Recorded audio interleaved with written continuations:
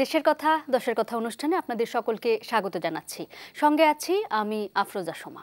সুপ্রিয় দর্শক, আপনারা জানেন যে এই মহামারীর মধ্যে সারা বিশ্বে বৈশ্বিক অর্থনীতি যখন অনেক ক্ষেত্রে প্রায় থমকে দাঁড়িয়েছে, তখন বাংলাদেশে বিশেষ করে রেমিটেন্স একের পর এক রেকর্ড তৈরি করেছে।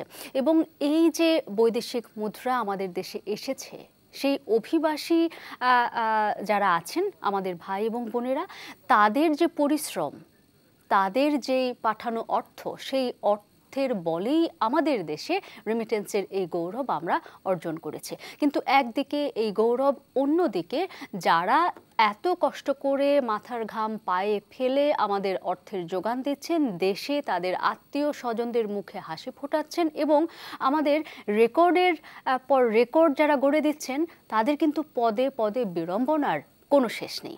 কেন তাদের এত বিড়ম্বনা, আর কোথায় বা শেষ? আর বিশেষ করে এই যে করোনা মহামারীর মধ্যে একদিকে বৈশ্বিক মন্দা পরিস্থিতি, কিন্তু আমাদের দেশের রেমিটেন্সে দেখা যাচ্ছে এক অদ্ভুত বৈপরীত্য। এই দুই বাস্তবতা নিয়ে আজ আমরা কথা বলতে চাই এবং এজন্যই আজকে আমাদের কথা বলবার জন্য বিষয় নির্ধারণ করা হয়েছে সংকট সম্ভাবনায় প্রবাসীরা। আর এ নিয়ে কথা বলবার জন্য আজকে আমাদের সঙ্গে যোগ দিয়েছেন চারজন অতিথি। আমার সঙ্গে স্টুডিওতে আজকে যোগ দিয়েছেন ফোরাবের প্রেসিডেন্ট আব্দুল আলিম। আপনাকে স্বাগত জানাচ্ছি। আমাদের সঙ্গে আজকে আরও যোগ দিয়েছেন অনলাইনে তিনজন অতিথি। এর মধ্যে রয়েছেন রামরুর প্রোগ্রাম ডিরেক্টর মেরিনা সুলতানা, আরও রয়েছেন অভিবাসন বিশেষজ্ঞ আসিফ মুনির এবং যুক্তরাষ্ট্র থেকে সেন্টার ফর এনআরবির সভাপতি MS শেকিল চৌধুরী, তিনিও যোগ দিয়েছেন। আপনাদের তিনজনকেই স্বাগত জানাচ্ছি আমাদের আজকের অনুষ্ঠানে। আলোচনার সূত্রপাত আপনাকে দিয়ে করতে চাই আব্দুল আলিম। এই যে আমাদের বর্তমান পরিস্থিতি, আমরা একদিকে দেখছি রেকর্ডের পর রেকর্ড হচ্ছে, অন্যদিকে দেখছি যে মহামারীর শুরু থেকেই শ্রমিক বা অভিবাসী ভাই বোনেরা তারা দেশে ফিরতে বাধ্য হচ্ছেন, তারা চাকুরি হারাচ্ছেন, কর্মস্থল নিয়ে তাদের যে দ্বিধা এবং চাকুরি হারানোর যে আশঙ্কা, দুটোই একই সঙ্গে বিরাজমান। আপনার বক্তব্য? হ্যাঁ, এটা ঠিক। এই মহামারীর কারণে এই যে একটা দশ নেমেছে, আমাদের লোকজন ফেরত আসছে, এটা কিন্তু বিশাল একটা ব্যাপার। যেখানে আমাদের লোকজন প্রচুর লোক যাওয়ার কথা, সেখানে সবাই ফেরত আসছে। At the same time remittance surprisingly খুব আপ হয়ে গেছে। সাডেনলি রেকর্ড পরিমাণে বর্তমানে $43 বিলিয়ন রিজার্ভে তারা নিয়ে গেছে। কারণ কিন্তু অনেকগুলো আছে। রেমিটেন্সের ক্ষেত্রে আমি বলবো, রেমিটেন্স হচ্ছে কি, এটা ডেসপারেশন, আমাদের ওয়ার্কারদের মধ্যে ডেসপারেশন কাজ করছে যে সামহাও তার নিয়ার অ্যান্ড ডিয়ারের কাছে সে টাকাটা পৌঁছাতে হবে। সেই জন্য সে যেভাবে তার সঞ্চয় হোক যাই হোক সবগুলো দিয়ে সে দেশে পাঠিয়ে দিচ্ছে। সেকেন্ডলি, আমাদের যেমন ধরেন বিদেশে হুন্ডিটা কমে গেছে। হুন্ডি করার অর্থ হলো এই যে হুন্ডিটা আপনার ইউজ করে কারা? যেমন যারা বিদেশে অর্থ সম্পদ পাচার করে তারা ইউজ করে, প্লাস আমাদের ট্রেডেও ট্রানজ্যাকশন, ইভেন ইম্পোর্ট এক্সপোর্টে কিন্তু আন্ডার ইনভয়েসিং করে যেগুলো করে সেগুলো হুন্ডিতেই করা হয়। কারণ ওখানে কমোডিটি হলো যে দেশে টাকাটা ইউজ করছেন, যেমন সৌদি আরবের টাকা ফর এক্সাম্পল, এই টাকাটা আর্ন করছেন কিন্তু আমাদের বিদেশি ভাইয়েরা, মানে শ্রমিকরা। এই টাকাটা হুন্ডিওয়ালা কালেক্ট করছে, করে এই কারেন্সিটা সেল করছে কারো কাছে। সেইখানে ডিমান্ডটা কিন্তু কমে গেছে, বিকজ মাইগ্রেশন কমে গেছে, লোকজন যাচ্ছে না। মাইগ্রেশন না যাওয়ার কারণে ওখানে পেমেন্টও কমে গেছে, ওদের যে কারণে শ্রমিকের এই টাকাটা কিন্তু আর হুন্ডিওয়ালার হাতে যাচ্ছে না, যে কারণে সে পুরো টাকাটা রেমিটেন্স করতে বাধ্য হচ্ছে। কারণ তার তো টাকাটা দেশে পাঠাতেই হবে এনি হাও, কারণ তার তো দেশে নিয়ার ইন্ডিয়ার আছে, ওদেরকে সার্ভাইভ করতে হবে। তো সেই কারণে এটা একটা ইয়ে। আর সেকেন্ডলি, যেটা বর্তমান গভর্নমেন্টের কিছু কার্ভিংয়ের কারণে আমাদের যে বিদেশে টাকা হোর্ডিংয়ের একটা ব্যাপার আছে, যেমন ধরেন কানাডা, দুবাই, তারপরে হংকং, টাকা ট্রান্সফার করে জমা করার জন্য যে ব্ল্যাক মানি যেটাকে বলা হয়, বা সামহাও লুট করা মানি। আমরা আসলে অর্থের দিকে মনোযোগ সংকটটার চেয়েও বেশি মনোযোগ দিতে চাই যারা আমাদের ভাই বোন যারা প্রবাসে আছেন এবং যাদের কায়িক শ্রমের বিনিময়ে আমাদের দেশে আমরা এই উল্লম্ফনটা দেখছি, তাদের এই সংকটকালে তারা কেমন আছেন আর তাদের সম্ভাবনাটাই বা কি, আমরা যদি একটু তাদের দিকে তাকাই। না, তাদের সংকট তো প্রচণ্ড সংকট গিয়েছে, এটা বুঝতেই পারছেন, কারণ সে তার সব কিছু ছেড়ে দেশে চলে আসতে হয়েছে বা আসতে পারছি, অনেকে পারেও না, এখনও আসতে পারেনি, তাও এই ধরনের অনেক মানে ইমব্যালেন্স হয়ে গেছে সব দিক দিয়ে। এটা তাদের প্রচণ্ড একটা কষ্টের ব্যাপার। অ্যাট দ্য সেম টাইম আমি আমাদের বর্তমান গভর্নমেন্টকে ধন্যবাদ দিই এই জন্য যে তারা সামহাও অনেকগুলো মেজার্স নিয়েছেন, যেটার কারণে আমরা এসে এই মেজার্সগুলো কি সেগুলো শুনবো, কিন্তু তার আগে আমাদের অন্য অতিথিদের কাছে একটু যেতে চাই। প্রথমেই আসিফ মুনির, আপনার কাছে জানতে চাই, এই যে একটি বাস্তবতার মধ্যে আমরা দেখছি, একদিকে এই অতিমারিতে আমাদের অভিবাসী ভাই বোনেরা তারা দেশে ফিরতে বাধ্য হচ্ছেন করোনার শুরু থেকেই, তারা কেউ স্বেচ্ছায় কেউ অনিচ্ছায় কেউ পরিস্থিতির চাপে পড়ে দেশে ফিরছেন। তো এই সংকটও যেরকম আমরা দেখছি, আবার সম্ভাবনাও কি কিছু আছে কিনা, আপনার কি মনে হয়? হ্যাঁ, দুটোই। সংকটের মধ্যে দিয়ে সম্ভাবনার একটি জায়গা, যেটা সাম্প্রতিককালে বিশেষ করে গত কয়েক মাসে আলাপ হচ্ছে যে এটা এখন একটা সুযোগ যে আরো দক্ষ মানুষ যদি বিদেশে যায়, কারণ তাৎক্ষণিকভাবে যেই বাজারগুলো শ্রম অভিবাসীদের যে বাজার যদি বলি, যেসব দেশে যাওয়ার খুব তাৎক্ষণিকভাবে খুব অচিরেই হয়তো তারা যেতে পারবেন না, সেটা একটা বাস্তবতা। কিন্তু সেই বাস্তবতায় যেটা সম্ভব যে শুধু বসে না থেকে, তো সরকারি বেসরকারি এবং প্রাইভেট উদ্যোগে রিক্রুটিং এজেন্সিরাও সেখানে এক ধরনের উদ্যোগ নিতে পারেন বা নিচ্ছেন কিছুটা, যে তাদেরকে নতুন কিছু ট্রেড বা কাজে প্রশিক্ষিত করা। যেমন বলা হচ্ছে যে স্বাস্থ্য খাত বা সেবা খাতে বিভিন্ন দেশে একটা চাহিদা বাড়বে বা বেড়েছে, বিশেষ করে এই অতিমারির কারণেই। তো সেটা এশিয়াতেও আছে, অন্যান্য দেশেও আছে। তো সেই জায়গাগুলোর জন্য যদি এখন প্রস্তুতিটা নেওয়া যায় এবং সেটি কিছুটা সরকারি প্রণোদনার অংশ হিসেবেই সেই প্রশিক্ষণের সুযোগগুলো করে দেওয়া, তাহলে যেটা হবে যে যখন আবার বিদেশে যাওয়ার সুযোগ হবে, যে প্রথাগত যে দেশগুলোতে যাওয়া হয় সেখানে যাওয়ার বাইরেও যাওয়া যাবে, আবার সেই দেশগুলোতেও, যেমন ধর যাক সৌদি আরবে অথবা মধ্যপ্রাচ্যের দেশগুলিতে প্রথাগত কাজের বাইরেও কিছু নতুন কাজে যাওয়ার সুযোগ হবে। তো এখন অন্তত আগামী 6 মাস 8 মাসে সেটার একটা প্রস্তুত হওয়ার একটা সুযোগ তৈরি হচ্ছে, যেটার লাভটা হবে যে সেখানে তারা এক ধরনের নিরাপদ অভিবাসনের জায়গাটা তৈরি হবে, হয়তো যে বেতন আগে পেতেন তার চেয়ে একটু বেশি বেতন পাবেন, তাদের ওপরে যে নিপীড়নের কথা আমরা বিভিন্ন সময় শুনি কিছুটা হয়তো সেটা কমেও আসতে পারে, নারী এবং পুরুষ উভয়ের ক্ষেত্রেই সেটি একটি জায়গা। ধন্যবাদ আসিফ মুনির। মেরিনা সুলতানা, একটু আপনার কাছে জানতে চাই, আপনারা রামরু থেকে বিভিন্ন সময়ে গবেষণামূলক উদ্যোগ নেন এবং অভিবাসী শ্রমিকদের তাদের কি অবস্থা, তাদের কোথায় সংকট, সেগুলো দেখবার চেষ্টা করেন। এই যে আমরা একটি নতুন বাস্তবতায় এসে উপনীত হয়েছি এবং আমাদের অভিবাসী শ্রমিকদের যে সবসময়কার যে নানাবিধ সংকট ছিল, তারা দেশ থেকে যাওয়ার সময়ও সংকটের ভেতর দিয়ে যায়, আবার বিদেশে গিয়েও অনেক সময় তাদের সংকটের কোনো শেষ থাকে না। তাদের এক ধরনের কাজ দেখিয়ে নিয়ে যাওয়া হয়, তারপর গিয়ে দেখে অন্য ধরনের কাজ, নির্যাতন নিপীড়ন সব তো রয়েছেই। এখন এই বাস্তবতায় আপনি শুনছিলেন আসিফ মুনির নিরাপদ অভিবাসনের প্রসঙ্গটি তুললেন, এই বিষয়ে আপনার কাছে জানতে চাই। ধন্যবাদ। একটা হচ্ছে সংকট সবসময়, আর একটা সংকট থেকে মানুষের লার্নিং হয়। আমাদের তো এইভাবে চলতে শিখতেই হবে এবং ভাবতেও হবে। এটা যেমন সত্যি অভিবাসীদের ক্ষেত্রে আমরা বিশেষ করে এরকম মহামারীর মতো এই সংকটে আমরা বুঝি যে অভিবাসীদের সংকটটা সবসময়, আর বিশেষ করে বেশি যেন এফেক্টেড হয়ে যাচ্ছে আমাদের অভিবাসীরা, এবং হয়েছেও তাই।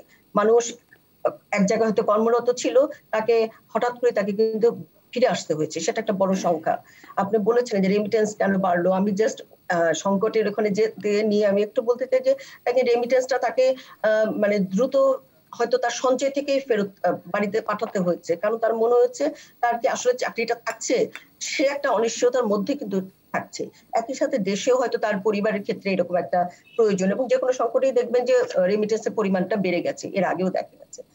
আর এই মুহূর্তে যেটা আমরা মনে করি যে অভিবাসনের ক্ষেত্রে একটা তো একটা সংকটের মধ্যে থাকছে, এই কারণে এবছর আমাদের অভিবাসন হয়নি।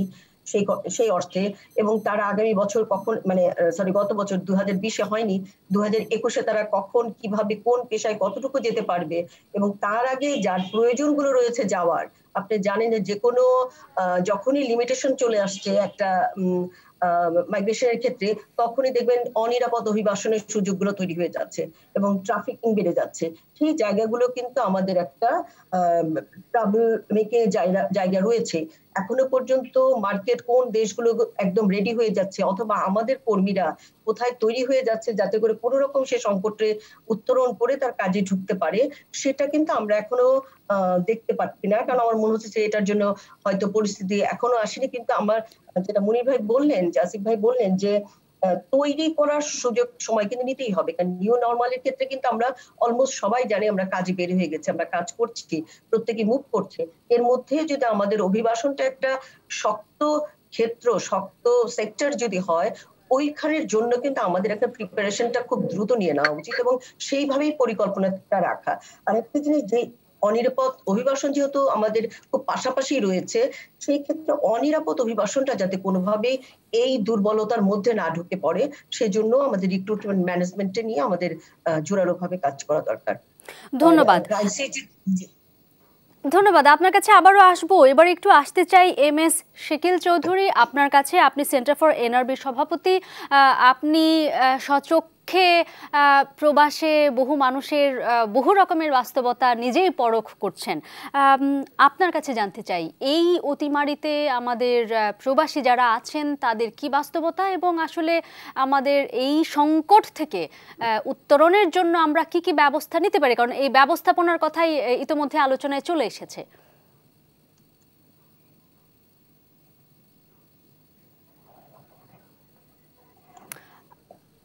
আপনি কি শুনছেন? অভিবাসীদের উপর আমি শুনছি, আপনারা কি আমাকে শুনতে পাচ্ছেন? জি জি শুনছি, আপনি বলুন।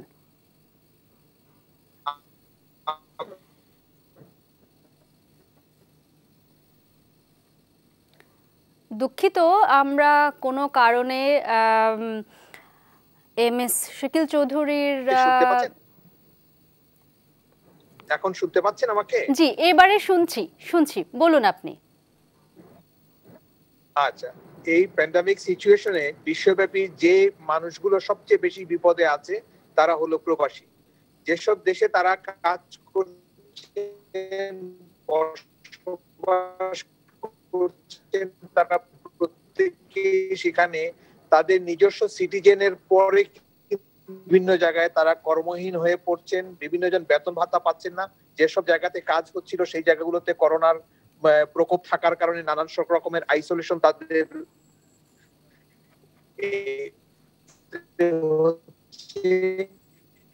এই সহায়তা দেওয়ার জন্য, কিন্তু সেটি মোটেই পর্যাপ্ত নয়। নানান ভাবে প্রবাসীরা এই কঠিন সময়ের মধ্য দিয়ে যাচ্ছেন।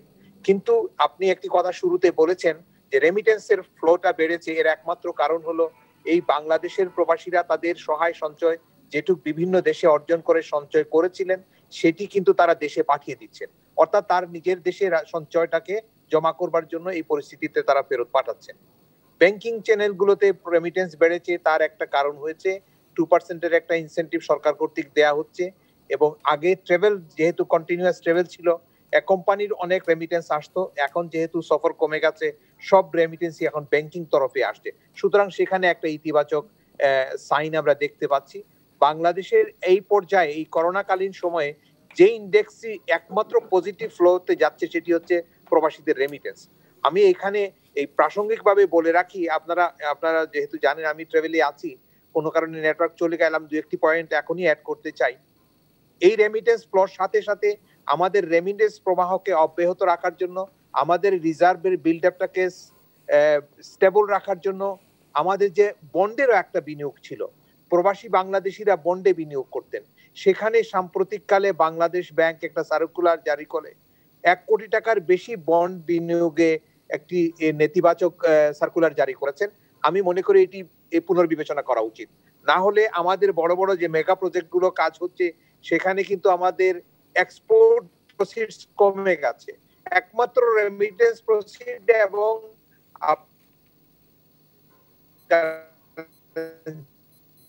বিবেচনায় রাখবার জন্য অনুরোধ করছি।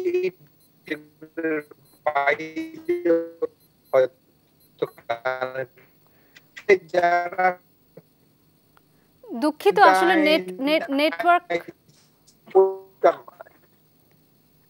নেটওয়ার্কের অবস্থা বোধহয় একটু, আমাদের কথাগুলো খুবই কেটে কেটে আসছে, কিছুই বুঝতে পারছি না। ধন্যবাদ আপনাকে মিস্টার চৌধুরী, আবারও আপনার কাছে আসবার চেষ্টা করব, কিন্তু তার আগে একটু আব্দুল আলিম আপনার কাছে আসতে চাই। এই যে বাস্তবতার কথা শুনলেন যে রেমিটেন্স আসছে বটে, কিন্তু আমরা যদি গত বছরের দিকে ফেরত যাই একটু, দেখব যে প্রায় 6 লাখের মতন যাদের আরো যাবার কথা ছিল তারা কিন্তু যেতে পারেননি, একদিকে যেতে পারেনি, উল্টো দিকে আরো বহু মানুষ ফেরত এসেছে।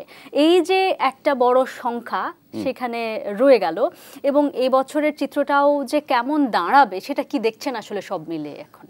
না, আমি রেমিটেন্সের ব্যাপারটায় যেটা আমি মানে ফোকাস করছিলাম একটু আগেও, রেমিটেন্সটা যে সাডেন যে স্পাইকটা হয়েছে সেটা কিন্তু এক্স্যাক্টলি যে প্রবাসীর হঠাৎ করে এই প্যান্ডেমিকের মধ্যে যখন ফেরত আসছে তখন সাডেনলি তারা বিশাল আয় করে ফেলতেছে তা না, কিন্তু মনে তাদের আয় কমে গেছে, হ্যাঁ, তারা কিন্তু ইন ডিস্ট্রেস আছে। তাহলে কেন এই রেমিটেন্সটা আসছে? মানে তাদের যা ছিল সব গুছিয়ে নিয়ে আসার প্রবণতার কারণে এরকম হলো কি? না, সেটার পরেও যা ছিল সে তো নিয়ে আসছি, দাঁড় করে পাঠাচ্ছি, বাট এটার কারণ এটা হইতে পারে না যে সাডেনলি যারা আর্ন করছে না হঠাৎ করে রেমিটেন্স এত বাড়লো কেন? যেখানে আমার পকেটে শূন্য হয়ে গেছে তারপরে আমি কেমন করে বেশি টাকা পাঠাচ্ছি? এটার কারণ আছে, কারণ তো অন্যদিকে দেখতে হবে আমাদের। কারণ হলো কারেন্সি ইজ এ কমোডিটি, যে কোনো দেশে একটা কারেন্সি একটা কমোডিটি। এই কমোডিটি কিন্তু বিভিন্ন দেশে ট্রেডিং হয়, যেমন হুন্ডির মাধ্যমে। হুন্ডির প্রয়োজনীয়তা কমে গেছে, দ্যাট ইজ ওয়ান পয়েন্ট। হুন্ডির পয়েন্ট কমে গেছে এই জন্য যারা ম্যানপাওয়ার ব্যবসায়ী তারা কিন্তু ডিমান্ড কিনতে পারছে না, অত কম পাচ্ছে, যে কারণে হুন্ডির প্রয়োজন কমে গেছে। অ্যাট দ্য সেম টাইম এই যেটা আপনার ইলিগাল মানি ট্রান্সফার করা, যেটা বাংলাদেশে টাকা আছে সে এটাকে ডলার করে কানাডা পাঠাবে, অস্ট্রেলিয়া পাঠাবে, হ্যাঁ, সেই নিডটা কমে গেছে, বা সেই নিডের উপর কার্ভিং হয়েছে গভর্নমেন্টের, যে কারণে এটা একটু থেমে গেছে। তার ফলে হচ্ছে কি, যাদের কাছে টাকাটা আছে ওই বিদেশে সে কিন্তু বাধ্য হয়ে টাকাটা পাঠিয়ে দিতে হচ্ছে রেমিটেন্সের মাধ্যমে, সেই কারণে কিন্তু রেমিটেন্সটা বাড়তেছে। থার্ডলি, তারপর ধরেন যে এই যেমন আমাদের প্রণোদনা, যেটা একটা ভিশনারি একটা প্রোগ্রাম গভর্নমেন্টের, যেটার কারণে অটোমেটিক্যালি মানুষের কিন্তু একটা গ্যাপ হয়। যখনই আপনার মানি ট্রান্সফার করবেন তখন কিন্তু ব্যাঙ্কিং একটা চার্জ আসে, এই চার্জটা কভার করে প্রণোদনাটা আর বেশি পাচ্ছে, তো সেটা একটা রেস্ট্রিকশন। তারপরেও আরেকটা জিনিস, বর্তমানে যদিও এখন আমি কি সম্ভাবনার কথা বলবো নাকি? নিশ্চয়ই বলুন, সংক্ষেপে বললে ভালো হয়। সম্ভাবনা সব, যে কোনো ক্রাইসিসের একটা সিলভার লাইনিং থাকে, any crisis has silver line. দেখবেন আমি আলটিমেট বিচারে দেখা যায় একটা সুবিধাজনক অবস্থান আছে। প্যান্ডেমিকের সময় আমাদের যে রেমিটেন্স যোদ্ধারা, তারা কিন্তু আশাটা তাদেরকে গতিটা স্লথ করা হয়েছে কীভাবে জানেন?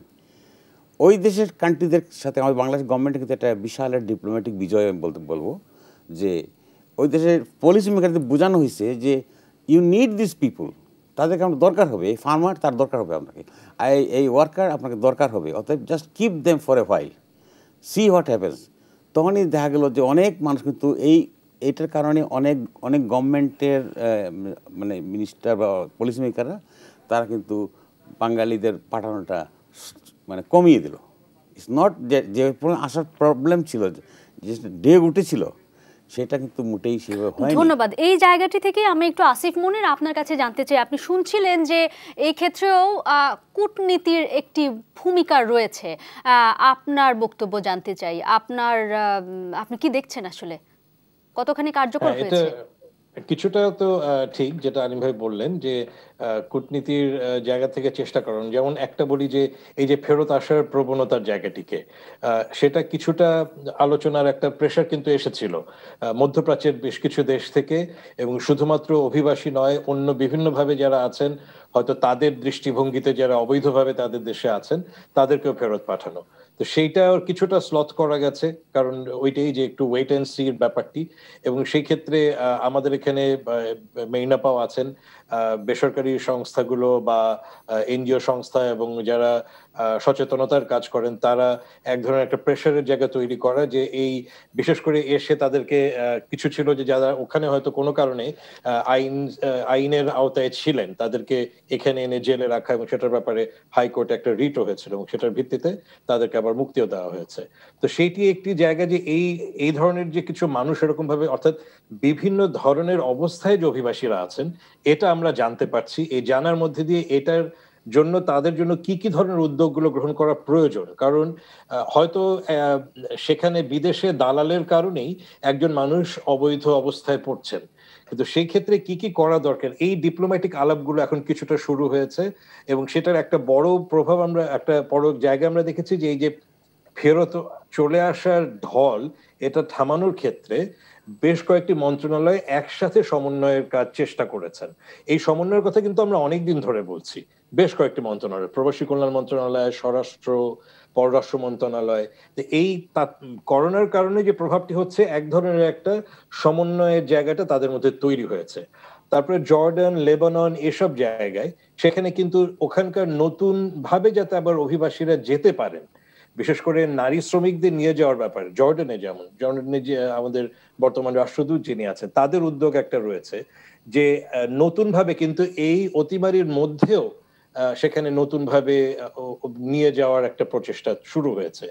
আজই বলছি যে আমাদের বাজার উন্মোচন করা বা বাজারকে সম্প্রসারণ করার ক্ষেত্রে একটা জোরদার প্রক্রিয়া শুরু হয়েছে এবং সেক্ষেত্রে আমরা কোনো দূতাবাসের কর্মকর্তাদেরকে বা দূতাবাসের প্রধানদেরকে উদ্যোগ নিতে দিচ্ছি সেখানে বিভিন্ন এমপ্লয়ারদের সাথে কথা বলে সেটির একটা সুরাহা তৈরি করার ক্ষেত্রে। তো এটা কিন্তু এক ধরনের একটা জাম্প স্টার্টের মতো বলা যেতে পারে, যেটা অনেক ধরে বলা হচ্ছিল, সেটি অতিমারির কারণে সেই তাগিদটা সরকারের বিশেষ করে কূটনীতিক পর্যায়ে সেই তাগিদটা অনুভব করা গেছে। এখানে একটু মেরিনা সুলতানা আপনার কাছে জানতে চাই, অতিমারি এখনো আমরা অতিক্রম করতে পারিনি এবং বৈশ্বিক মন্দা আর চরিত্র বা এর গতি প্রকৃতি কোন দিকে যাবে এই যে বছর শুরু হলো, এই বছরে আসন্ন বা সামনের সময়ে, সেটিও কিন্তু এখনো কারো কাছেই স্পষ্ট নয়। তো এরকম একটি ধোঁয়াশাপূর্ণ বাস্তবতায় আমাদের সামনের দিনগুলোতে আমাদের এই শ্রমিক যে নতুন নতুন বাজার উন্মোচন করা হোক, সম্প্রসারণ করা হোক, আমাদের পদ্ধতি বা পরিকল্পনা কি হওয়া উচিত?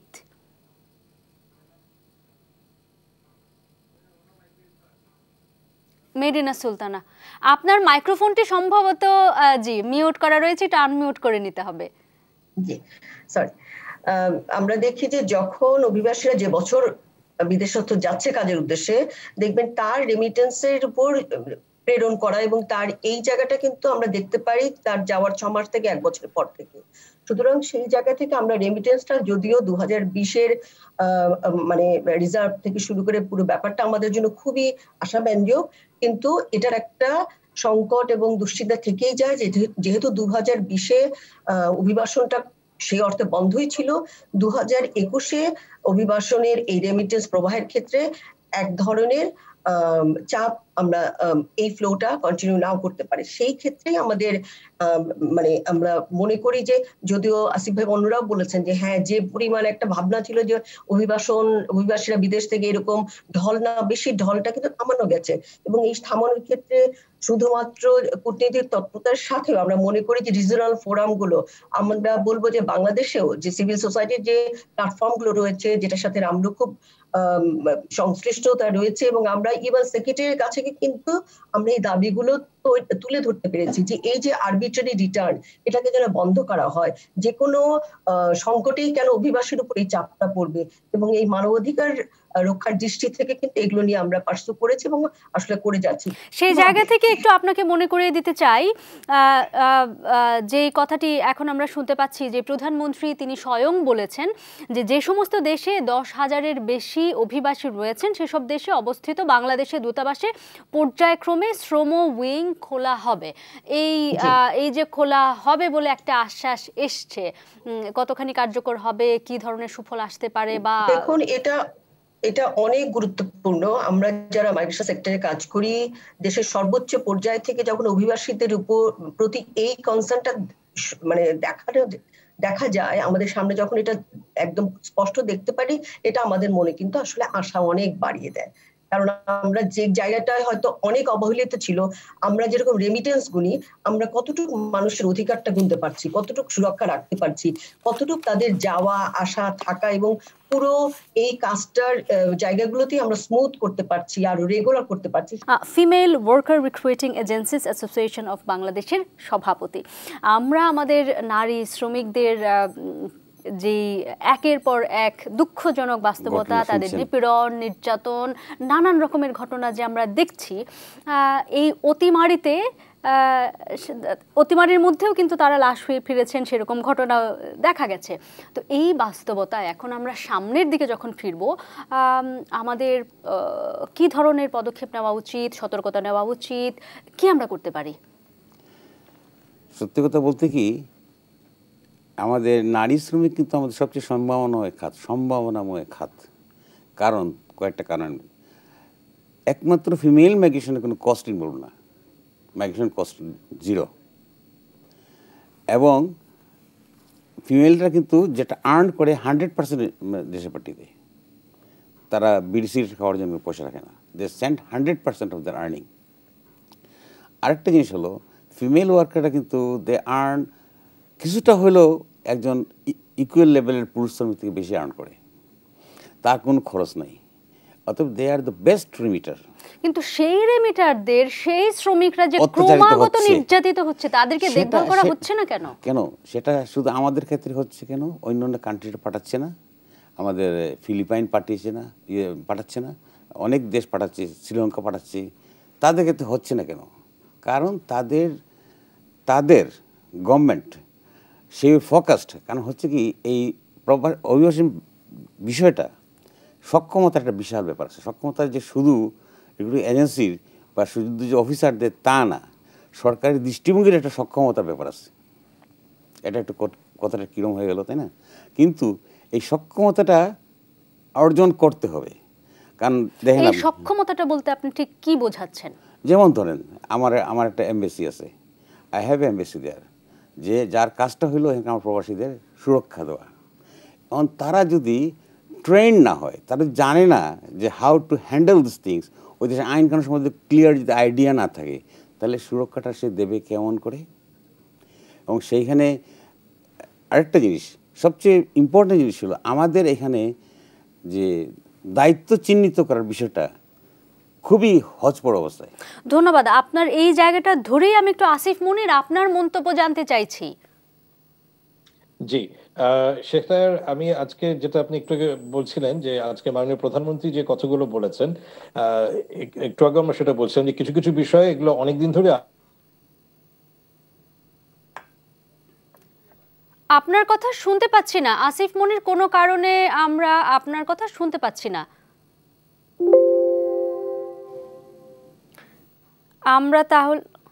আমরা একটু আবার আপনার কাছে ফেরত আসতে চাই। Right, thank you. এখন যেটা আমি বলছিলাম সেটা হলো এই, আমাদের সক্ষমতা ব্যাপারটা যেটা আমরা বুঝলাম, সক্ষমতা মেন্টাল সক্ষমতা একটা ব্যাপার আছে। ইটস নট দ্য ফিজিক্যাল সক্ষমতা অনলি। আমাদের এমবেসিতে যে সমস্ত অফিসাররা যান, they are not cadre service. Cadre service meant for the migration. আমাদের মাইগ্রেশন ক্যাডার সার্ভিস তৈরি করা দরকার।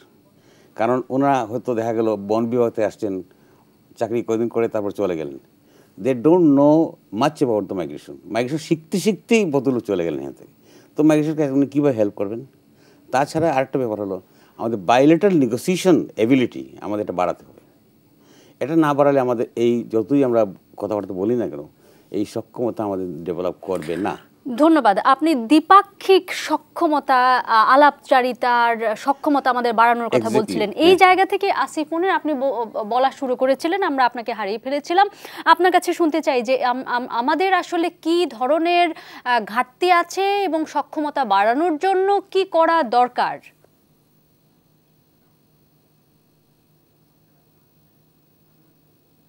আপনি যদি আনমিউট করে নেন তাহলে আপনার কথাগুলো আমরা শুনতে পাবো। জি আসিফ মুনির, আপনার মাইক্রোফোনটা সম্ভবত মিউট করা রয়েছে।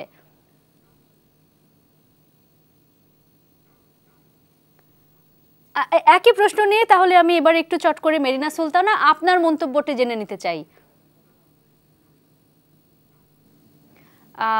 মনে হচ্ছে আমাদের শব্দযন্ত্রে খানিকটা সমস্যা দেখা দিয়েছে, আমরা একটু আপনার বক্তব্যটা শেষ করতে চাই। কাজ করছে শব্দযন্ত্র। যাই হোক, যেটা বলছিলাম, কোন জায়গায় ছিলাম আমরা? জি, দ্বিপাক্ষিক সক্ষমতা আমাদের সরকারের পক্ষ থেকে আরো বাড়ানো দরকার, অনেক বেশি বাড়ানো দরকার। নট অনলি দ্যাট, যেমন ধরেন প্রতি বছরই সৌদি আরবে একটা জয়েন্ট টেকনিক্যাল কমিটি মিটিং হয়। সেখানে যে যতগুলো টার্মস বাংলাদেশ গভর্নমেন্ট প্লেস করে, প্রত্যেকটা টার্মসে দেখা যায় সৌদি গভর্নমেন্ট 100% অ্যাকসেপ্ট করে নেয়। আমি আজ পর্যন্ত দেখি নাই যে কোনো টার্মস তারা রিজেক্ট করেছে। বিশেষ করে নারীদের ক্ষেত্রে যেটা জিনিস চেয়েছে সব কিছু তারা রাজি হয়েছে। But the problem is follow up. যেমন একটা বললো যে আমি এই জিনিসটা এগ্রি করলাম, এগ্রি করলে তার একটা তো দৃশ্যমান হতে হবে, এটা আইনে পরিণত হবে, কিছু একটা হতে হবে। তো সেই জায়গাটা কিন্তু আমরা ফিল করতেছি টোটালি। একটা কিন্তু ফলো আপ নাই। একটা জিনিস বললো যে আমি তোমাকে এই অ্যাপস দেবো, এই অ্যাপস দিলে এখানে কমপ্লেন করলে নারীকে আমরা সেভ করতে পারবো, তাকে আমরা প্রোটেকশন দেবো। সেই অ্যাপসটা দেওয়া বা সেটাকে কার্যকরী করার মতো যে ফলো আপের অ্যাকশনগুলা, সেগুলো আমাদের বিরাটভাবে আমরা গ্যাপ। আপনি প্রোটেকশনের কথা বললেন, কিন্তু প্রোটেকশনের আগে আমার প্রশ্নটি হচ্ছে কোথায় আপনি আপনার দেশের মানুষটিকে পাঠাচ্ছেন? হ্যাঁ, কোথায় পাঠাচ্ছেন, কার কাছে পাঠাচ্ছেন, সেগুলো কি স্পষ্টভাবে জানি আমরা, নাকি আমরা খপ্পরে পড়ি? এখানে ব্যাপারটা হচ্ছে, এখানে আরেকটা জিনিস ফ্র্যাঙ্কলি বলতে হয় এই কথাটা, যে government involvement in the training and everything is too much. কারণ আমি যে যাকে পাঠাবো তার ব্যাপারটা, তাকে সে যাতে ফেরত না আসে সেটা হবে আমার লক্ষ্য, নাকি? সেটা তো আমার চেষ্টা হবে সেটা। কারণ সে যদি নির্যাতিত হতে থাকে, নিপীড়িত হতে থাকে, সে তাকে ফেরত আনাটাও তো সরকারের কর্তব্য। অবশ্যই নির্যাতিত হইলে সেই নির্যাতনকে রক্ষা করাও তো সরকার কর্তব্য, নাকি? That is also there responsibility. তাহলে কোন রেসপন্সিবিলিটি তারা পালন করছে এবং কোন তারা করতে পারবে, সেই রেসপন্সিবিলিটি পালন করতে হলে কী ধরনের সক্ষমতা লাগে সেটা তো ইম্পর্টেন্ট। নির্যাতিত হচ্ছে, অবশ্যই তাকে সেভ করতে হবে। তাকে সে নির্যাতিত না হয় সেটা তার সেই নারীটার সক্ষমতা বাড়াতে হবে, সে ট্রেনিং দরকার হবে। ট্রেনিং আমাদের কিন্তু গভর্নমেন্টের অনেকগুলো ট্রেনিং সেন্টার আছে, দেখা যায় কয়েকদিন পরে 300-400 করে ফেরত আসতেছে। হ্যাঁ, কেন আসতেছে? কারণ একটাই, যে এই ট্রেনিংটা যে সক্ষমতা তৈরি করার কথা সেটা করতে পারছে না। শুধু সক্ষমতাই আমাদের মূল সংকট কিনা আমরা একটু জানতে চাই। আসিফ মনির, আশা করি এবারে আমরা আপনাকে শুনতে পাবো। জি, আশা করি শোনা যাচ্ছে এখন। জি, শুনতে পাচ্ছি, বলুন। আচ্ছা, আমি দু একটা জিনিস বলি, যেহেতু সময় কিছুটা আমাদের কারিগরি ত্রুটির কারণে হয়নি। একটা হচ্ছে যে আমাদের যে চুক্তিগুলো হয়, অধিকাংশ কিন্তু আসলে চুক্তি হয় না। এই বিশেষ করে যেখানে আমাদের মানুষরা কাজ করতে যান, সেটা হয় সমঝোতা স্মারক। অর্থাৎ সেখানে দায়িত্বের জায়গায় ওই দেশের সরকারকে, যেটা আমরা একটু কূটনীতির কথা বলছিলাম, জবাবদিহিতার জায়গায় কিন্তু প্রবাসের দেশের রাষ্ট্রকে আনা যায় না। আমরা ভবিষ্যতে যেটা দরকার হবে যে দ্বিপাক্ষিক চুক্তিগুলোকে আরো স্ট্রঙ্গার করা, যেটা আমাদের অভিবাসীদের অধিকার রক্ষার ক্ষেত্রে একটা দায়িত্ব পালন করবে। কারণ ওই দিক থেকে নজরদারি, সরকারের দিক থেকে সেখানে যে দালাল আছে তাদের উপরে নজরদারি, ঠিক মতো বেতন পাচ্ছে কিনা, এগুলো ওই সরকারের অনেকগুলো দায়িত্বের জায়গা রয়েছে, সেটি একটি জায়গা। আরেকটা হচ্ছে যে যে দক্ষতার কথা আমরা বলছি, দক্ষতার ক্ষেত্রে অবশ্যই সেই ধরনের উচ্চ মানের ট্রেনিং ব্যবস্থাগুলো থাকতে হবে, সেটা বোথ প্রাইভেট এবং গভর্নমেন্ট সেক্টরে। কিন্তু যেটা আমরা একটু আগে বলছিলাম যে মানুষজন সেটার উপরে আস্থাটার জায়গা তৈরি করতে হলে সচেতনতার জায়গা, সেখানে সিভিল সোসাইটি একটা বড় ভূমিকা রাখতে পারবে। যে মানুষ কিন্তু এই যে প্রথাগতভাবে আমরা যে বলছি যে আমাদের মেয়েরা যখন বিদেশে কাজ করতে যাচ্ছেন, একটা দুইটা ধরনের পেশায় তারা বহু বছর ধরে যাচ্ছেন, যেখানে তারা অনেক সময় নিপীড়িত হচ্ছেন। আমরা যদি অন্য ধরনের কাজের কথা তাদেরকে বলতে চাই, সেটা কিন্তু তাদেরকে বোঝাতে হবে এবং আস্থাটা তৈরি করতে হবে। তারা কিন্তু দেখে আসছে না আমার আগে আরেক আপা, আমার বড় বোন এইভাবেই গেছে, কাজে সে কিন্তু তার বাইরে চিন্তা করবে না। কাজে আমি নতুন প্রশিক্ষণ দিলেও দেখা যাবে সেই প্রশিক্ষণের জন্য লোকজন আসছে না, সেখানে অবশ্যই তার আস্থাটা অর্জনের জায়গাটা তৈরি করতে হবে। এই দুটো দিকের সম্ভাবনা শুধু না, আর নতুন ভাবে চিন্তা করতে হবে। আরেকটা হচ্ছে যে এর মধ্যে কিন্তু বিভিন্ন সময় সরকারিভাবে এবং আন্তর্জাতিক সংস্থাদের সহায়তায় বিভিন্ন দেশে গিয়ে নতুন শ্রমবাজারের সম্ভাবনাটা দেখা হয়েছে, কিন্তু যেটা একটু আলিম ভাই বলছিলেন, এই ক্ষেত্রে ফলো আপটা নেই। শ্রমবাজারটা কিন্তু একটা বিশ্ব অর্থনীতির অংশ। প্রতি মাসে বা প্রতি কয়েক মাস পর পর বিভিন্ন ধরনের কাজের চাহিদা পরিবর্তন হয়। আমি একবার একটা দেশে গিয়ে চাহিদা নিরূপণ করে আসলাম, আগামী 6 মাসে আমি সেটার কোনো উদ্যোগ নিতে পারলাম না, ওই সফর এবং ওই উদ্যোগটা কিন্তু পুরো বাতিল হয়ে যায়। এখন পর্যন্ত সেটা কিন্তু আমরা বাস্তবায়ন করতে পারিনি। এ পর্যন্ত হয়েছে, যেমন পূর্ব ইউরোপের বেশ কয়েকটি দেশে সরকারিভাবে সফর হয়েছে দেখার জন্য, আফ্রিকার কোনো কোনো দেশে হয়েছে, কিন্তু আমরা বাজার উন্মোচন করতে পারিনি। সেক্ষেত্রে বলবো মাননীয় প্রধানমন্ত্রী যেটা বলেছেন যে এটা যদি একটা থাম্ব রুল হিসেবে হয় যে যেই দেশে অনেক মানুষ রয়েছেন সেখানে আমরা একটা লেবার উইং খুলবই, তাহলে কিছু কিছু উদ্যোগ হয়তো ধারাবাহিকতা থাকবে, ফলো আপটা থাকবে। মেরিনা সুলতানা, এখানে আপনার কাছে জানতে চাই, আপনি শুনছিলেন আসিফ মনির আস্থা অর্জন করবার কথা বলছিলেন। আপনার কি মনে হয় আমরা এখানে কিভাবে, কোন প্রক্রিয়ায় আস্থা অর্জন করতে পারি? একদমই সত্যি যে আস্থা অর্জন না করলে কোনোটাই আগাবে না। না হলে আবারও ওই আমি মানে মধ্যস্বত্বভোগী অথবা যারা ম্যাল প্র্যাকটিস করছে রিক্রুটমেন্ট ম্যানেজমেন্টে তাদের সাথেই হয়তো আমি কথা শুনে দৌড়বো। এখানে দেশগুলোকে আমরা জানি যে খুব 58টা দেশের উপরেও কিন্তু একটা গবেষণা হয়েছে, মার্কেট রিসার্চ হয়েছে সরকার পর্যায়ে, কিন্তু আমরা মার্কেট খোলার জায়গায়, তার মানে এখন খুব দ্রুততম সময়ে কোন কোন দেশে চাহিদা তৈরি হবে এবং এটার উপর একটা অ্যাসেসমেন্ট হয়ে যেতে হবে, এবং সেটা খুব শর্ট টাইমের মধ্যে একটা কমিটি করে টিম করে দেওয়া প্রায়োরিটি ভিত্তিতে, সেটা 6 মাসের মধ্যে হতে পারে, 1 বছর, একটা শর্ট টার্ম, মিড টার্ম এবং লং টার্মে প্ল্যান করে কিন্তু রিক্রুটমেন্ট ম্যানেজমেন্টটাকে ঢেলে সাজানোর ব্যাপার রয়েছে। কোনগুলো আগামী 6 মাসের মধ্যে খুলতে পারে, এইসব দেশে মুভমেন্টের ক্ষেত্রে কি কি ধরনের আলোচনায় আমরা কিভাবে নেগোসিয়েশনে যাব, এবং সেক্ষেত্রে গ্লোবাল এবং গ্লোবাল লেভেলে যে ফোরাম গুলো আছে সেগুলোতে আমরা কিভাবে অ্যাডজাস্ট করব। একই সাথে রিক্রুটিং এজেন্সির রোল গুলো কিভাবে হবে, কেন আমার কান্ট্রি গুলোকে আরো ওপেন করার জন্য মোর আমাদের মুভমেন্ট লাগবে, আলোচনা লাগবে, ভয়েস লাগবে। আদারওয়াইজ তো আসলে আমার জন্য কেউ মার্কেট করে রাখবে না, আমাকেই তো আমাদের প্রোডাক্ট, আমরা বলতে চাই না মানুষকে প্রোডাক্ট হিসাবে, কিন্তু আমার তো দিন শেষে এটা আমার একটা ইন্ডাস্ট্রি যদি হয়, অফকোর্স আমার ওই মানব শক্তি যারা আছে সেটাকে তো আমার ওই পর্যায়ে নিয়ে যেতে হবে, আমার কম্পিটিশনের সাথে টিকে থেকেই আমার বাজারটাকে ধরতে হবে। তো সেই জায়গাটায় আমি মনে করি একটা সমন্বিত উদ্যোগ দরকার আছে। নট নেসেসারি এটা শুধু গভর্নমেন্ট পারবে, শ্রম উইং পারবে, রিক্রুটিং এজেন্সি পারবে, আমি মনে করি না এটা। এবং এখানে দেশে এবং বিদেশে দুটো পার্টি একটা খুব জোরালো ভাবে, এবং আমি বললাম যে খুব ইমিডিয়েট, খুব টাস্ক ফোর্সের মতো একটা খুব ইমিডিয়েট প্ল্যান করে ফেলে এটা গুছিয়ে আসলে আগানো দরকার। না হলে দেখবেন যে মার্কেটটা অবশ্যই তৈরি হবে, ওপেন হবেই, কারণ লোক ছাড়া, কাজ ছাড়া তো পৃথিবী বাঁচবে না, কিন্তু সেই জায়গায় দেখবেন যে আমরা আবার পিছিয়েই থাকবো। ধন্যবাদ মেরিনা সুলতানা। আমাদের আরও একজন অতিথি MS শাকিল চৌধুরী, কারিগরি ত্রুটির কারণে আমরা তার সঙ্গে সংযোগটি বিচ্ছিন্ন হয়ে গিয়েছিল আমরা তাকে আবারও পেয়েছি। MS শাকিল চৌধুরী, আপনি বলছিলেন যে আমাদের প্রবাসীদের যে নতুন করে কিছু সমস্যা বা সংকট দেখা দিয়েছে, বিশেষ করে সরকারের কিছু সিদ্ধান্তের পর। আপনার এই বক্তব্যটি আমরা শেষ করতে পারিনি, সেটি শেষ করতে চাই। আপনাকে অনেক ধন্যবাদ। আমি দুঃখিত, মাঝখানে কানেকশন হারিয়ে ফেলেছিলাম। আমি বলতে চাচ্ছি যে যে সকল প্রবাসী প্রবাস থেকে দেশের দিকে ফিরে যাচ্ছেন তাদের অনেককে আইসোলেশন, কোয়ারেন্টাইন এই কাজগুলো করতে হচ্ছে দেশে, এটি প্রয়োজনে করতে হচ্ছে।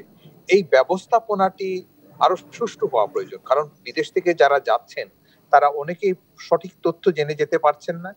কোভিড সার্টিফিকেট নিয়ে যেতে হচ্ছে, তার উপরে সার্টিফিকেটটা কিভাবে কোথায় প্রডিউস করতে হবে, তার কি অবস্থা হবে, তার কোনো সিমটম না থাকলে কি হবে, এই বিষয়গুলোর আরো ব্যাপক প্রচার আমাদের ব্যবস্থাপনার মধ্য থেকে, মিডিয়ার মধ্য দিয়ে প্রবাসীদের মধ্যে প্রচার করা উচিত। কারণ অনেক প্রবাসী এখন কেউ হয়তো কাজ নেই বলে চলে যাচ্ছেন, আর কাউকে কাউকে বাধ্য হয়েই কিন্তু দেশে ফিরে যেতে হচ্ছে। যেমন তার কাজের ক্ষেত্র হয়তো স্টপ হয়ে গেছে, যে কোম্পানিতে কাজ করতেন সেটাও লে অফ হয়ে গেছে, এরকম অনেক জটিলতা বিভিন্ন দেশে তৈরি হয়েছে। এখন সামগ্রিকভাবে সবগুলো চিত্র আমরা তাৎক্ষণিকভাবে পেয়ে যাব এটি আশা করা কাম্য নয়। বিভিন্ন দেশের আর্থিক সংকট আছে। মধ্যপ্রাচ্যের যে সকল দেশে আমাদের প্রবাসীরা বেশি কাজ করতেন, যেখান থেকে বেশি রেমিটেন্স আসতো, সেই সব দেশে কিন্তু নানান জটিলতা তাদের নিজস্ব আছে। আর্থিক ব্যবস্থাপনায় তাদের কিছু সংকট তৈরি হয়েছে, তেলের দাম কমে গেছে, করোনার কারণে বিভিন্ন জায়গায় তাদের লকডাউন সিস্টেম তারা জারি করেছেন, ইত্যাদি কারণে আমাদের প্রবাসীরা ফিরে যাচ্ছেন। কিন্তু সেই মানুষগুলো যারা হয়তো কেউ কেউ আছে এমন 20 বছর 30 বছর দেশের বাইরে কাজ করেছেন, এবং এরা কখনোই এসব দেশে নাগরিকত্ব গ্রহণ করবার কোনো অবকাশ নেই। সুতরাং তারা ফিরে দেশেই যাচ্ছেন, তাদের বিষয় সম্পত্তি নিয়ে দেশে থাকবেন। সুতরাং তাদেরকে একটা স্পেস আমাদের দেওয়া উচিত। তাদের পূর্বের সকল অবদানের কথা মাথায় রেখে এই প্রবাসীরা যাতে দেশে গেলে একটা ওয়েলকাম অ্যাপ্রোচ যেন সব অঙ্গন থেকে পান। এই যে তাদেরকে যদিও বিচ্ছিন্ন ঘটনা, বাড়ির সামনে ফ্ল্যাগ টানিয়ে দেওয়া, প্রবাসীর সাথে দেখা করতে মানে একটা বিরোধ তৈরি করা, তাদের বিভিন্ন রকমের অসুবিধার সৃষ্টি করা, এগুলো কিছু বিচ্ছিন্ন ঘটনা ঘটেছে, পত্রপত্রিকায় এসছে। এগুলো প্রচার হওয়ার কারণে প্রবাসীদের মধ্যে কিছুটা দ্বিধাদ্বন্দ্ব কাজ করছে যে আমার দেশেও কি আমি পরবাসী হয়ে গেছি কিনা। এই জায়গাগুলো নিশ্চিত করবার জন্য আমাদের ব্যাপক মিডিয়ায় ব্যাপক প্রচার দরকার। এই কাজগুলো আপনি বলছেন যে আসলে বিচ্ছিন্ন, এবং এগুলো খুবই বিচ্ছিন্ন বিষয় ছিল। আমরা এই জায়গা থেকে যদি একটু সামনের দিকে এগিয়ে যাই, যে অতিমারি এখনো অতিক্রম করা যায়নি, মহামারী এখনো চলছে, এবং এই বছরটি কেমন কবে নাগাদ আসলে এই অতিমারি অতিক্রম করা যাবে সেটাও কেউ বলতে পারছে না। তো এই বাস্তবতায় এখন যারা বিদেশ বিভুঁয়ে রয়েছেন, আমাদের স্বজনেরা যারা অর্থ পাঠাচ্ছেন, তাদের কল্যাণের জন্য আর কি ধরনের ব্যবস্থা নেওয়া যেতে পারে আপনি যদি সংক্ষেপে বলেন। এখন সবচেয়ে আগে দরকার, বিশেষ করে ইউরোপ এবং আমেরিকার দেশে যারা বসবাস করছেন তাদের জন্য সবচেয়ে বেশি দরকার তাদের মেডিকেল ফ্যাসিলিটি তাদের হাতের কাছে থাকা বা তাদের কাছে পৌঁছানোর সুযোগ রাখা। এই কিছু কিছু মিশন থেকে মেডিকেলের কিছু ডাক্তারদের কিছু বোর্ড করা হয়েছে, তারা কিছু পরামর্শ দিচ্ছেন আমাদের প্রবাসীদেরকে। এই কাজটি ব্যাপকভাবে আরো প্রচার করা দরকার। এবং যারা কোনো দেশে এমন আছে, মধ্য ইউরোপ আমেরিকার দেশ ছাড়াও আছেন, যেসব জায়গাগুলোতে লকডাউন আছেন, তাদেরকে কিন্তু খাদ্যদ্রব্য তাদের কাছে পৌঁছানোর সমস্যা আছে। মালয়েশিয়াতে এটি ঘটেছে, ইউরোপের আরব আমিরাতের কোনো দেশে হয়েছে। আমি মনে করি এই জায়গাগুলোতে মিশনের সাথে তারা যাতে যুক্ত থাকতে পারেন, মিশনের সার্ভিসটাকে আরো ব্যাপক করবার জন্য দরকার হলে সেখানে জনবল বৃদ্ধি অথবা ওয়ার্কিং আওয়ার বাড়িয়ে দেওয়ার প্রয়োজন রয়েছে বলে আমি মনে করি এই ইমার্জেন্সি সিচুয়েশনে, কারণ একসাথে সকল মানুষের এই সমস্যাগুলো হবে। অনেক ধন্যবাদ। আমরা অনুষ্ঠানের একেবারে শেষ দিকে আসলে পৌঁছে গেছি। এখন আপনাদের কাছে খুব ছোট ছোট করে শেষ বক্তব্য এবং বলতে পারেন পরামর্শ জানতে চাইব। মেরিনা সুলতানা, আপনার কি পরামর্শ যে এই বাস্তবতায় আমরা কোন ধরনের পদক্ষেপ নিতে পারি আমাদের প্রবাসী ভাই বোনদের কল্যাণের জন্য? একটা হচ্ছে যারা যাবেন তাদের জন্য অবশ্যই দক্ষতা, যেটা অলরেডি মাননীয় প্রধানমন্ত্রী আবারও বলেছেন, যে দক্ষতা বৃদ্ধির জন্য খুব দ্রুততম সময়ের মধ্যে একটা স্ট্রাকচার ডেভেলপ করে আগানো দরকার। একই সাথে কোন কোন দেশে ডিমান্ড কিরকম হতে পারে, এবং যারা চলে এসেছে একেবারে এখানে এই দেশে রিইন্টিগ্রেশনের জন্য কিভাবে তারা সাপোর্ট পেতে পারে বিভিন্ন ব্যাংকের, প্রবাসী কল্যাণ ব্যাংক সহ অন্যান্য ব্যাংকের গুলো, যাতে করে তারা ইনকাম জেনারেটিং এর মধ্যে যেতে পারে, এন্টারপ্রেনারশিপের জায়গায় তাদেরকে আমরা ওই রকম বিজনেস অ্যাডভাইজারি ট্রেনিংটা দেয়া, তাদেরকে মোটিভেশনটা দেয়া, যাতে করে তারা কন্ট্রিবিউটও করতে পারে দেশেও। আমার মনে হয় এটা এখন খুব দ্রুত দুটো জায়গায় কাজ করা জরুরি। একটা যাওয়ার জন্য দক্ষতা এবং তাদের যাওয়াটা স্মুথ করে, একই সাথে যারা ফিরে এসছে তাদেরকে দেশে যাতে কর্মসংস্থান তারা তৈরি করতে পারে ইনকাম জেনারেটিংয়ের মাধ্যমে। অনেক ধন্যবাদ। আব্দুল আলিম, আপনার শেষ বক্তব্য, মন্তব্য কি? কোন বিষয়ে বলবো? এই যে আমাদের এই বাস্তবতা, আমরা একই সঙ্গে সংকটে রয়েছি, কিন্তু সংকট থেকে উত্তরণ যখন হবে বা আমাদের উত্তরণের জন্য পরিকল্পনা কি থাকা দরকার আমাদের প্রবাসী ভাই বোনদের জন্য? উত্তরণ তো শুরু হয়ে গেছে, আপনি জানেন কিনা জানি না। ওই যে অলরেডি ইটালি পারফোর্স আমাদের লোকজনকে রেগুলারাইজ করছে, প্রায় কয়েক হাজার করা হয়ে গেছে এবং এই প্রক্রিয়া চলছে। অ্যাট দ্য সেম টাইম ইটালির মতো দেশ, ইউরোপের মতো দেশে ওরা কিন্তু ফ্লুসি এগ্রিমেন্টটা আবার রিভাইভ করছে, যেটা 2012 সালে বন্ধ হয়ে গেছিল বাংলাদেশের জন্য। কি আছে সেই এগ্রিমেন্টে বা চুক্তিতে? এটা হলো সিজনাল ওয়ার্কার প্রোগ্রাম। তো সেটা একজন ওয়ার্কার যাবে, সে 1 বছর কাজ করবে, আবার সে আসতে পারবে দেশে, এসে আবার যেতে পারবে। কিন্তু এটা আমরা যারা গিয়েছে তারা ফিরে আসে নাই, যে কারণে এটা বন্ধ হয়ে গেছিলো 2012 সালে। সেই এগ্রিমেন্টটাই আবার আমাদের মাননীয় প্রাইম মিনিস্টার দেখা করেছিলেন, গিয়েছিলেন ইটালিতে, আলাপ হয়েছে, এটার ভিত্তিতে কিন্তু এটা আবার চালু হইলো। এটা কিন্তু একটা সক্ষমতা ডেভেলপ করলো আমাদের। থার্ডলি, আপনি জানেন না জানেন, আমি জানি যে Libya, they are dying for workers. তারা বাংলাদেশকে প্রচণ্ড রিকোয়েস্ট করতেছে যে come and sign the agreement with us, we want to take 1 million workers. 10 lakh তারা নিতে চাচ্ছে মিনিমাম। তারপরে আরও প্রবলেম আছে, যেমন মালয়েশিয়া নিড দ্য ওয়ার্কার্স, কিন্তু মালয়েশিয়াটার সমস্যাটা অন্য ধরনের, কারণ সেটা আমরাই আমাদের বাগড়া দিচ্ছি। আমরাই কিন্তু ওই সিন্ডিকেট ছাড়া মালয়েশিয়া খুলবো না, আর সিন্ডিকেট করলে মালয়েশিয়া খোলা যাবে, এবং তাও কয়েকজন লোক। এইখানে কিন্তু এক ধরনের সিন্ডিকেশন কাজ করতেছে, যেটা কিন্তু আমাদের মাইগ্রেশন সেক্টরকে ভীষণভাবে নাড়া দিচ্ছে এবং দুর্বল করে ফেলছে। এইখানে কিন্তু সরকারের নজরদারি হওয়া উচিত। সেইখানে কিন্তু এটা ভীষণ বড় ব্যাপার, এটা ভেরি ইম্পর্টেন্ট, এটা কিন্তু নজরদারি করা দরকার। অনেক ধন্যবাদ। এবারে আসিফ মুনির, আপনার কাছে জানতে চাই, এই সামগ্রিক বাস্তবতায় আমাদের উত্তরণের জন্য পরিকল্পনা এবং আমাদের পদক্ষেপ কি হওয়া দরকার?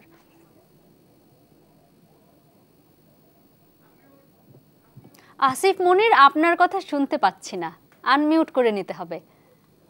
সরি, আমি একটা প্রস্তাবই রাখছি, বিশেষ করে যেহেতু পরিকল্পনার কথা বলছিলেন, যেটা এখন আলাপ হয়নি। আমাদের সম্প্রতি ৮ম পঞ্চবার্ষিক পরিকল্পনা অনুমোদিত হয়েছে আমাদের পরিকল্পনা মন্ত্রণালয়ের উদ্যোগে। সেটি তৈরির মধ্যে উন্নয়ন এবং অভিবাসনের একটা ক্ষেত্র চিন্তা করা হয়েছে, কিন্তু এটা যখন প্রস্তুত হয় তখন অতিমারির ব্যাপারটি ঘটেনি। কাজে যেটা করা যেতে পারে, আগামী ৫ বছরের যেহেতু আমাদের সরকারি পরিকল্পনা এটি, এটা আমাদের ম্যাক্রো প্ল্যান, সেখানে একটা সাপ্লিমেন্টারি প্ল্যান রাখা, যেখানে অভিবাসনের খাতটাকেও আরেকটু নতুনভাবে আমরা আজকে যে বিষয়গুলোকে বললাম, আমি বলছি যে আমাদের যে বার্ষিক পরিকল্পনা এবং আমাদের পঞ্চবার্ষিকের পরিকল্পনা, সেখানে এগুলোকে প্রতিফলিত করলে যেটা হবে, আমরা যে বিষয়গুলো বলছি এগুলো নিয়ে আগামী ৫ বছরে কিছুটা আমরা এগিয়ে যাওয়ার দিক দেখতে পাবো। কারণ যেটা আমরা আলাপ করছি যে এই যে রেমিটেন্স বা অন্যান্য দিকগুলো, এগুলোর প্রভাবগুলো আমরা আগামী কয়েক বছরে নেতিবাচক প্রভাব দেখতে পারি। সেটাকে মোকাবেলার জন্য 8th 5-year প্ল্যানটাকে আবার একটু রিভাইজ করে সেই অনুযায়ী এই যে প্রস্তাবগুলো এসেছে এগুলোকে ম্যাক্রো প্ল্যানে নিয়ে আসা। ধন্যবাদ। অনেক ধন্যবাদ। আজকে আমরা কথা বলছি সংকট সম্ভাবনায় প্রবাসীরা, এই নিয়ে এবং এ নিয়ে কথা বলবার জন্য আমাদের সঙ্গে যোগ দিয়েছিলেন 4 জন অতিথি। ছিলেন মেরিনা সুলতানা, আসিফ মুনির, MS শাকিল চৌধুরী এবং আব্দুল আলিম। সুপ্রিয় দর্শক, আপনারা শুনছিলেন যে অতিথিরা বলছেন এই অতিমারির কারণে আমাদের বাংলাদেশের এই বৈদেশিক মুদ্রা আয়ের সবচেয়ে বড় খাত, যেটি এই মহামারীর মধ্যেও একদিকে যখন বৈশ্বিক অর্থনৈতিক ঝুঁকি, মন্দা এবং সারা পৃথিবীতে যখন স্থবিরতা চলছে, আমাদের দেশে আমরা দেখেছি একের পর এক রেকর্ড হয়ে চলেছে এবং একের পর এক বিস্ময় তৈরি করে চলেছে। কিন্তু অতিথিদের বক্তব্য থেকে আপনারা নিশ্চয়ই এই আভাসটুকু পেয়েছেন যে সামনের যে সময় আসছে এই বছর থেকে, যেহেতু অতিমারি এখনো শেষ হয়ে যায়নি এবং অতিমারির চিত্রটি কেমন হতে যাচ্ছে এবং আমাদের যারা প্রবাসী ভাই বোনেরা রয়েছেন তাদেরও ভবিষ্যৎটা কোন দিকে যাচ্ছে সেই চিত্র এখনো যেহেতু স্পষ্ট নয়, ফলে এখনই সামগ্রিকভাবে একটি পরিকল্পনা করা দরকার, যে পরিকল্পনার মধ্যে সামগ্রিকভাবে যাদেরকে বাইরে পাঠানো হবে, নতুন বাজার খুঁজে বের করা এবং নতুন নতুন দক্ষ শ্রমিক তৈরি করা, সমস্ত কিছুর সঙ্গে এটিও দরকার যে যারা ফেরত আসবেন তাদেরকে কি করে আবার আমাদের এই সমাজে নতুন করে আত্মীকৃত করা যায় সে বন্দোবস্তও থাকা দরকার। সুপ্রিয় দর্শক, এতক্ষণ আমাদের সঙ্গে থাকবার জন্য এবং দেশের কথা দশের কথা দেখবার জন্য আপনাদেরকে অনেক ধন্যবাদ। যে যেখানে আছেন ভালো থাকুন। আজ এখানেই শেষ করছি। শুভরাত্রি।